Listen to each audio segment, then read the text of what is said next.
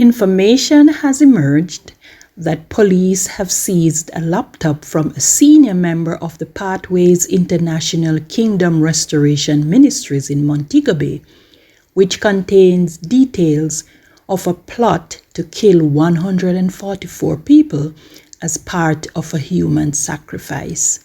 The information on the laptop says following the killings, the senior church members would flee the island via an ark. According to the Nationwide News Network, the device is being processed by detectives as part of a high-level probe. Nine men from the church remain in jail.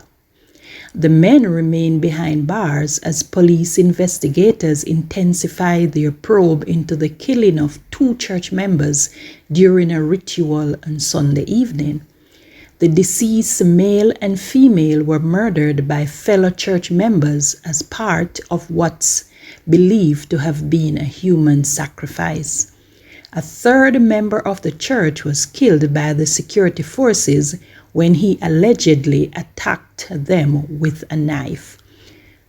Among those in custody is the leader of the church.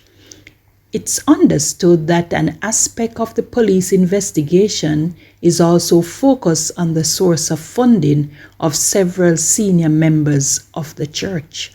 The church leader is to be interrogated by police investigators in the coming days about the circumstances in which 2 people were stabbed to death in the incident. Head of the Corporate Communication Unit of the JCF, Senior Superintendent Stephanie Lindsay, told the media houses that the police expect to lay criminal charges in connection with the grisly killing inside the church. 3 people were also wounded during the bizarre church ritual. They remain in hospital receiving treatment.